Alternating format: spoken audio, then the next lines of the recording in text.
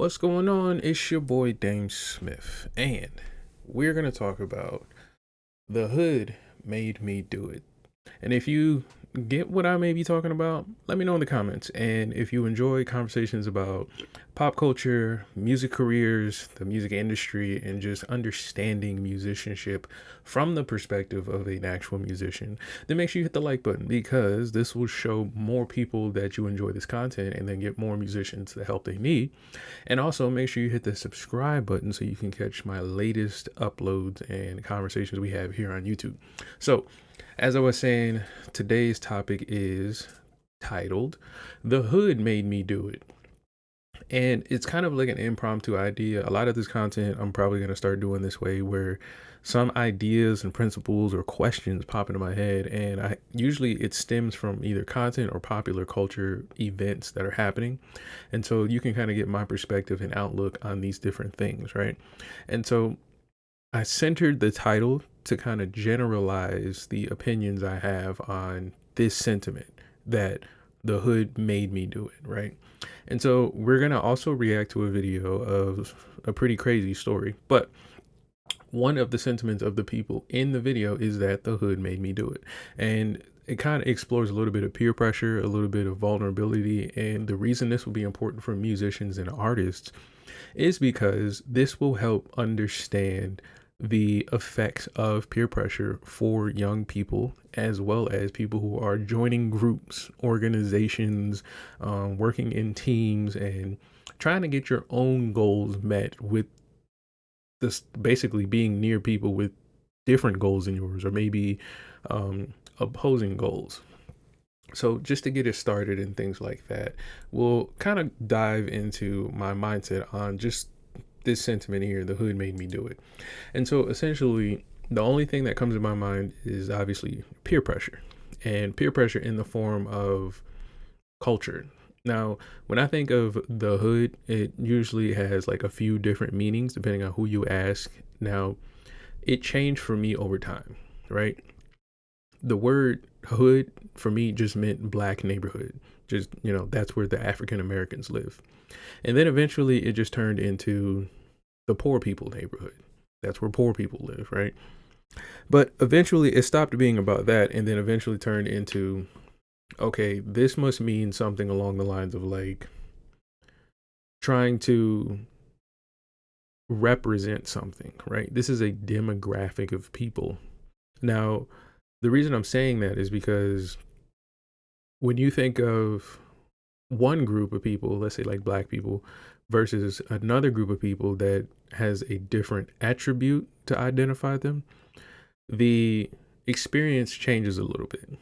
So if you go from identifying a group of people as black to identifying a group of people as poor, then you really have very different perspectives on what could be a similar event or a similar timed event, right? So let's say,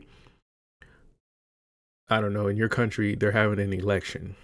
The perspective of black people from poor people is going to be different because those are just two different people, right?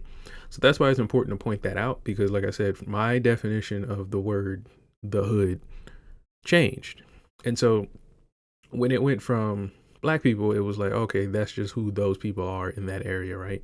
So it kind of brought forth a bit of respect for the culture that those people chose to live in terms of like, okay, these people want to live a certain way or a certain lifestyle.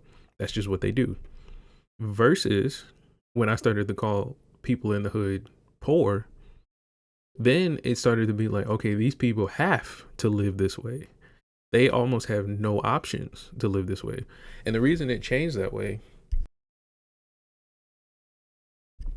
was because eventually over time, as I got older and just, explored the world and grew up, you start to have more conversations with more people and ask better questions. You start to get more fleshed out answers as far as what people's perspective on lives are. And so one of the questions I started to ask people was like, what made you leave the hood?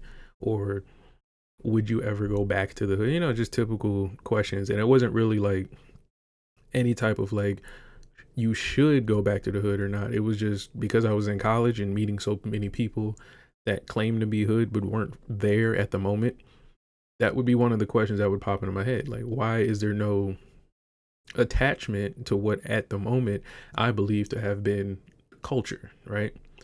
And when you start to ask the right people these questions, you'll get a variety of answers. So I'll give you the spectrum of answers.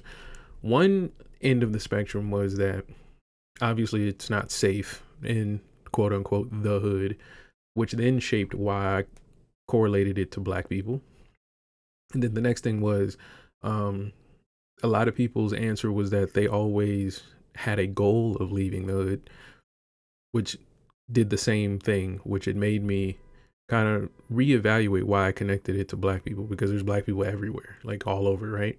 So then there's on the other end of the spectrum, people who were saying things about, I guess you could say, the hood, but these people came from the hood and treated it as kind of like a experience, not a place to be from, not a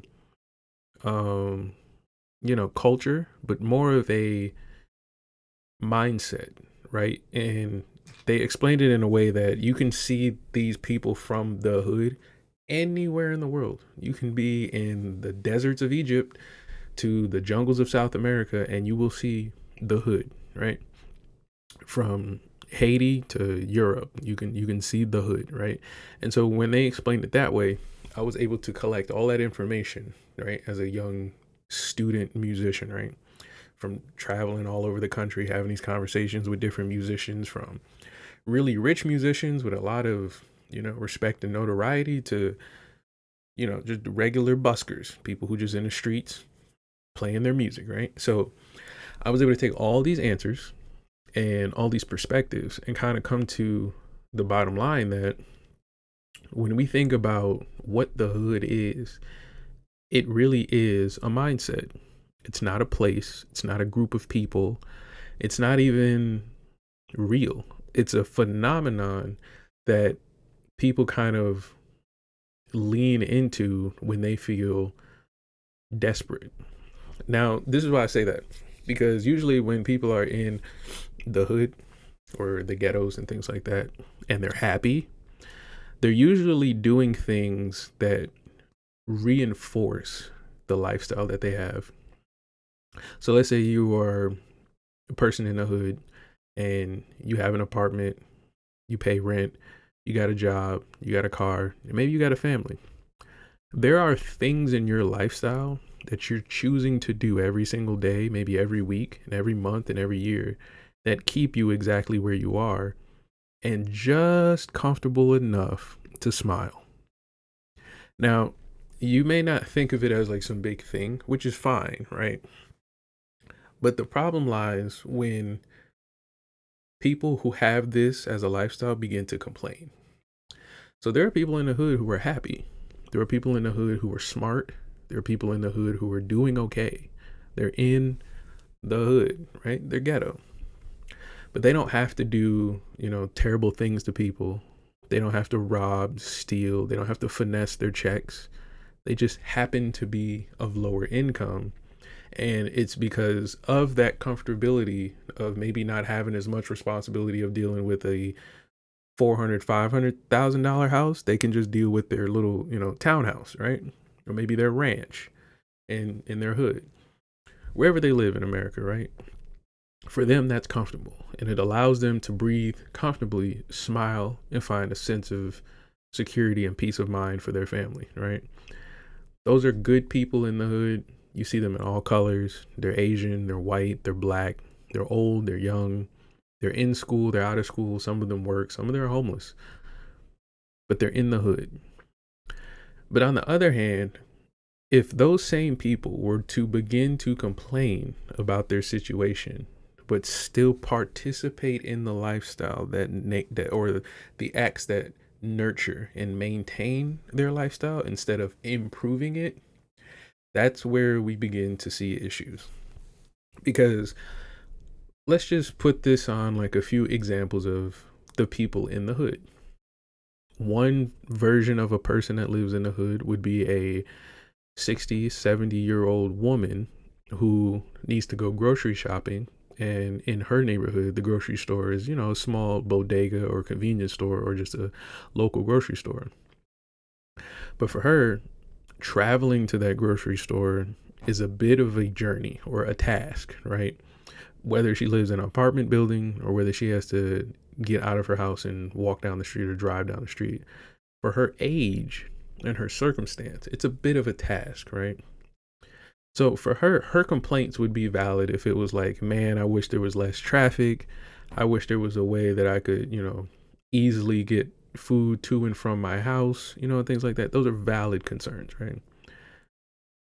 When she starts having complaints about, let's say, the type of people in her neighborhood, the types of behaviors in her neighborhood, she's almost not in a position to make the complaint simply because she can't do anything about it. So, usually, what people like this have to turn to is their local government or local authorities, really. So, let's say this same woman on her way to the grocery store, she notices, let's say, like a stray dog just roaming the yard, just roaming the hood, just a stray dog.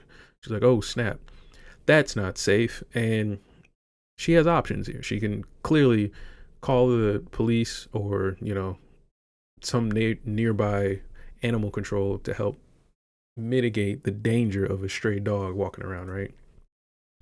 But what then happens if this continues to go on in the hood, right? If this is a thing where, like, okay, clearly there's some owner of dogs that is just not responsible, right? And he's not taking care of his responsibilities for the sake of all of our safety, right? Again, this 70-year-old woman still has options, right? It's very, very rare that this 70-year-old woman is going to turn to some kind of action that would lead for her to put herself in some kind of harm, right? Or to lead her to put herself in some kind of, let's say, risk when it comes to her lifestyle. And so the reason for this is because she has the comfortability of knowing there are other options. She knows that she can, call the police to get the stray dog out of here. Maybe she's got some young men around that can help figure the problem out for her or do the phone calls for her, however she can do it, right? So what is the peer pressure that would push a person to do what we stereotypically would relate to the hood or people that live in the hood?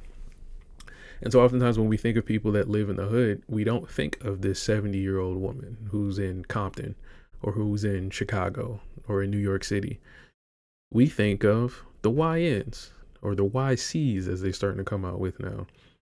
And so typically when we think of crime and bad things in neighborhoods, it can be in any neighborhood, not just the hood. But when we think of these crimes and things like that, they're usually committed by people in their 20s and 30s and late teens, right?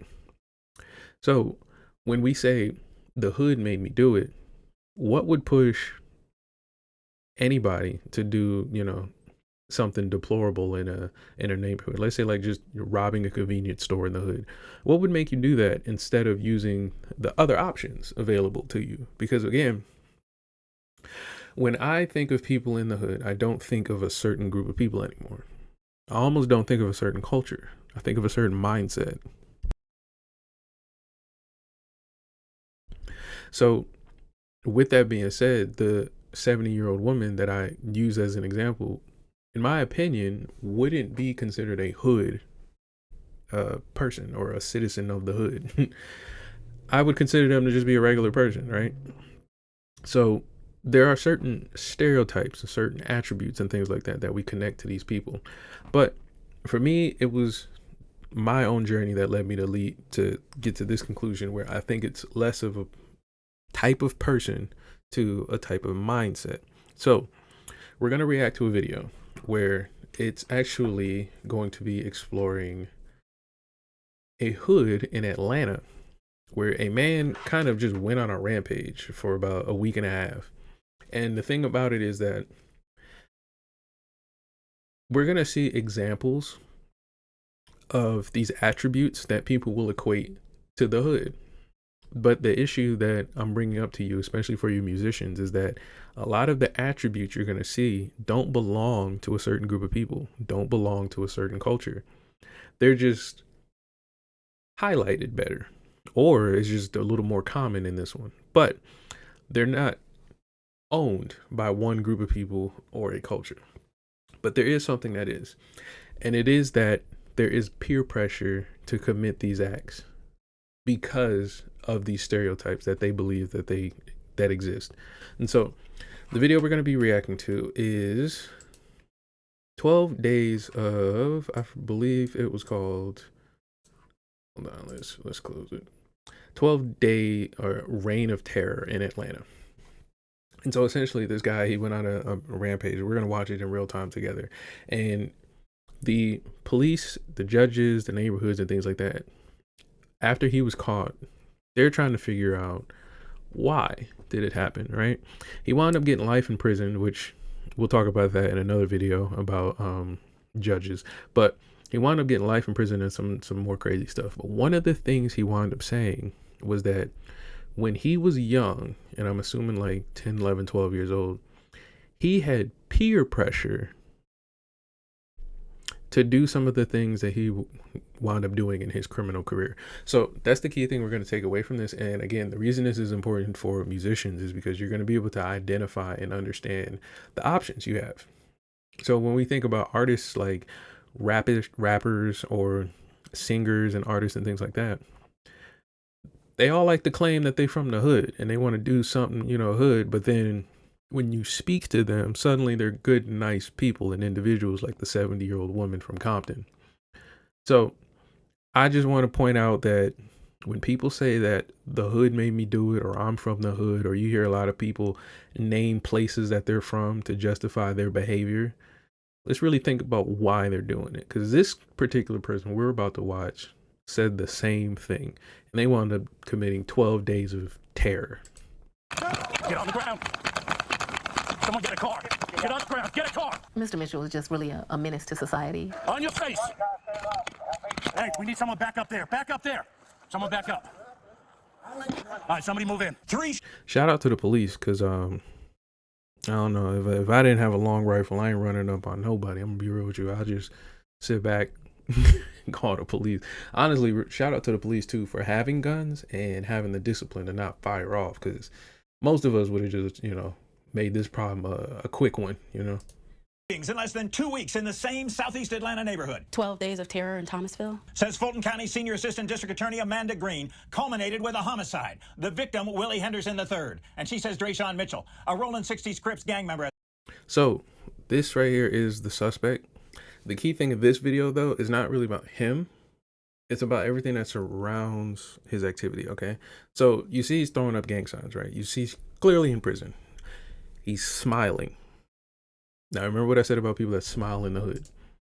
The gun-wielding author of the 12 Days of Terror in Thomasville has a troubled history, 6 prior felony convictions, and because 4 of them came before the spring 2022 shooting. So he has 6 convictions.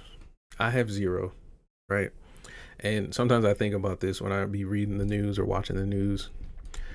When people have recurring crime or recurring instances of crime, when we think about this mindset of the hood, what do you think is going on in their head by because he has 6, I have 0. Do you think by number 3, there was some kind of thought to maybe I should try and either not do this or maybe find a better way to get away with this?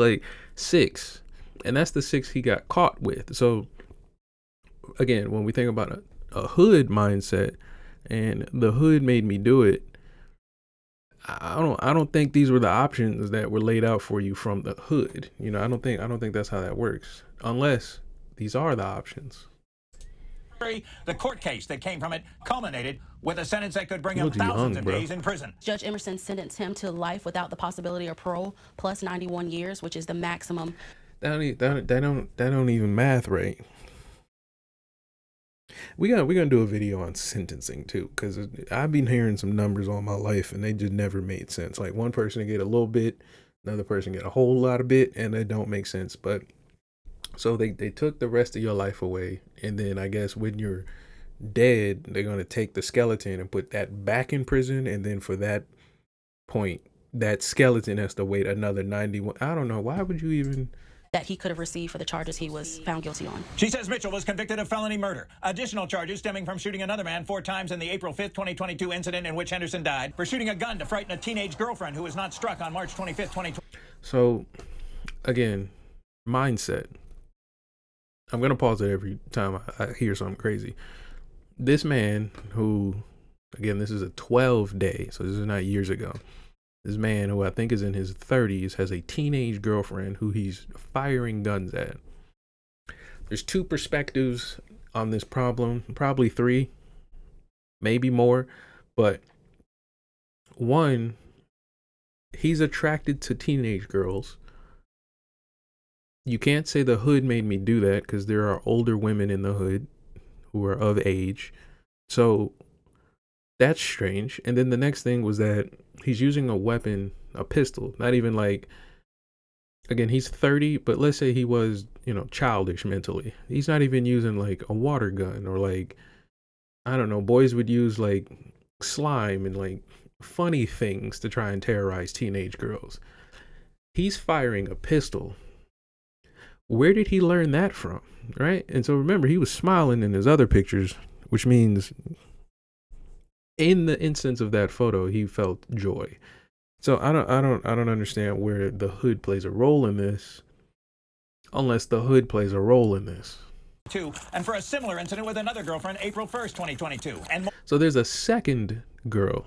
They didn't say the age, but there's a second girl with a similar instance with, again, a pistol. And we'll make another video on like trigger discipline and understanding how firearms works and how that's important for musicians, especially you musicians who plan on, traveling and things like that and being true rappers and stuff like that. But again, this guy, he's having issues with guns and obviously threatening people's lives. He's not getting in the fist fights, right? He's not, talking trash to people in the streets and then just storming off. He's actively attacking people and threatening their lives. Defense attorney Tim Cook. He believes he was wrongfully convicted, and so we will be filing a motion for new trial within the statutory time period of 30 days, and so that should be filed shortly. Ms. Green says the jury deadlock. Okay.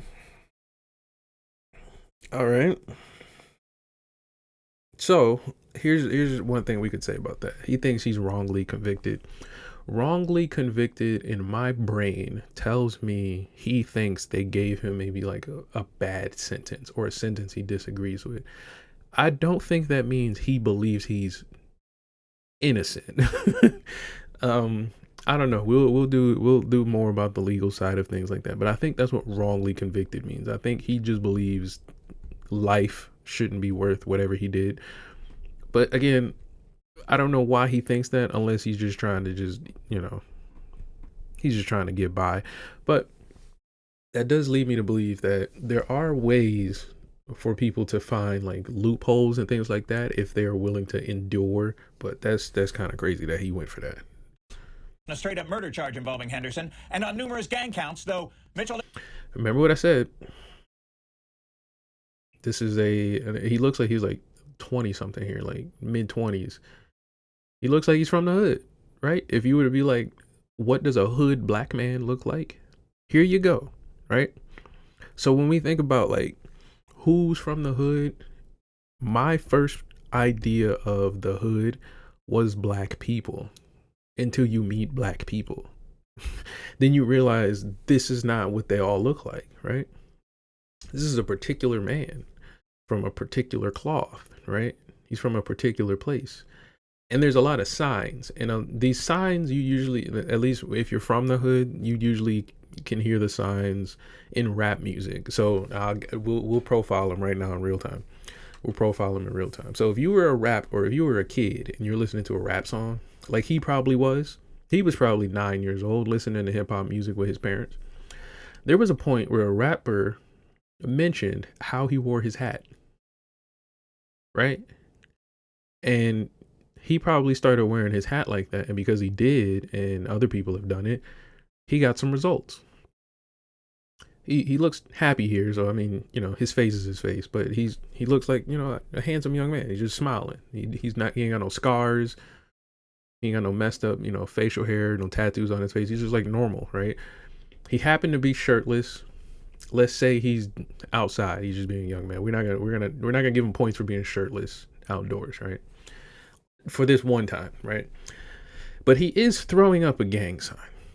So this is a young black man in the hood, hat cocked to the side. Now I know this is probably annoying to some people, but this is how people look at you. Like everything I'm doing, I've already done in like 4 seconds. I'm just walking you through my mindset, right? But the thing I want you to remember, I am also a black man from the hood. I'm wearing a do-rag Scully. I've got locks and, beard. I look the part. But I'm having this conversation so that way we can figure out, did the hood make him do this? Because I'm from the hood, quote unquote. Because again, I don't think the hood is a place. I think it's a mindset. And so I've had a similar mindset where I thought my identity stood with a certain thing, a certain look. And again, we'll just go down as far as we have. He's shirtless. He's happy to be here. You see his smile. He has a hat cocked to the side. It's not worn, like he's wearing it for an outfit. And he's throwing up gang signs. These are things other than clearly the smile and shirt that he had to learn. And I used hip hop as an example because you hear a lot of these signs in hip hop, but he could have had an actual cousin or older brother or an older neighbor that he learned this from, because I highly doubt his parents put this hat on his head like this, taught him to hold his fingers like this, right? And then if we go further down, he's sagging his pants and things like that. We all know about the sagging of the pants. It's a weird way to, I guess, show off your underwear to other boys and things like that. He's clearly standing with other guys with his pants on, so I don't know. But I just wanted to show that because, again, he's smiling in this picture. So when I said people are in the hood smiling, what would their complaints be when it comes to the stereotypes we have of the hood, of people being poor and people being depressed and not having food and things to eat? This man in this photo is smiling. And it's not that he don't deserve to. Just as I explained, there could be a 70-year-old woman in Compton who's just walking to the grocery store. She deserves to be able to go to the grocery store safely in her lower income neighborhood and smile. So should he.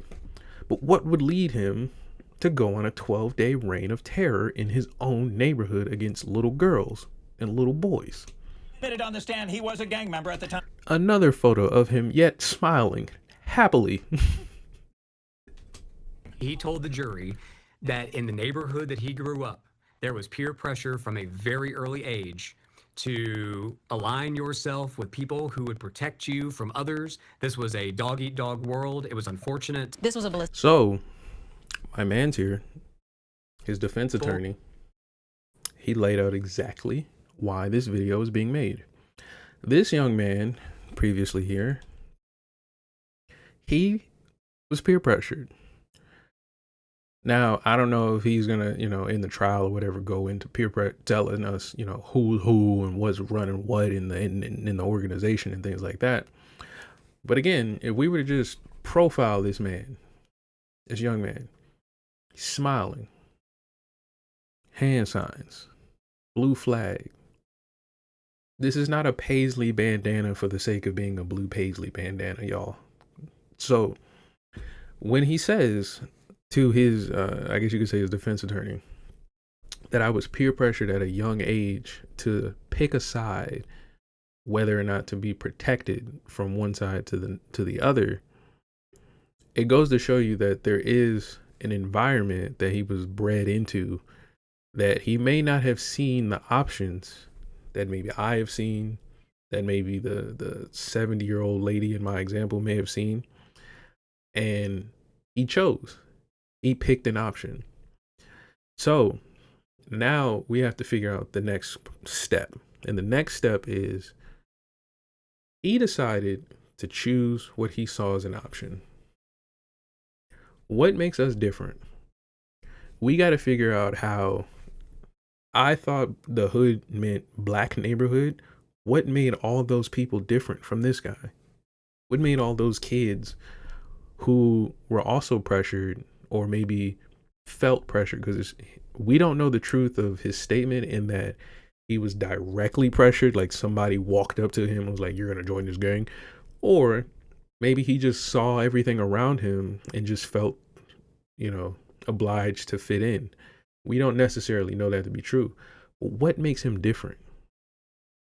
Or what makes us different from him? For him to suddenly start shooting at or to scare teenage girls in his 30s, because the people who he's claiming had pressured him to do that, they're functioning just fine. And similar to, like, you know, major cases we see on the news like Puff Daddy and things like that, in his past he's taken pictures like this with that same organization. So we're finding a bit of a blurred line between how happy and comfortable he looks, as I said, when people smile while they're living in the hood, versus the complaint of the problems of the hood, which is that he was peer pressured as a child or a young man to choose a side to protect his life. So I'm not really too sure what we should believe. Which one should we take as fact? Should we honestly, by his statement, take the children out of the hood, highly monitor and supervise who's speaking to and influencing the children of the hood? Or should we allow him to choose from the options that the hood provides him?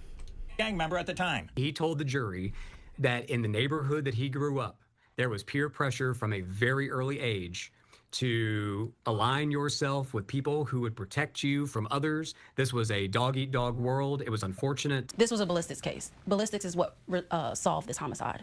The March 25th incident, the casings that were collecting at that incident matched the casings that were collected at the homicide scene. Cook says Mitchell maintains Henderson had shot at him earlier, and Mitchell was afraid he and the man with him were about to again. It was a self-defense case. The fact that your client was steeped in the gang culture, do you think that made him more likely to turn to guns to use during a dispute? Unfortunately, That's a great question.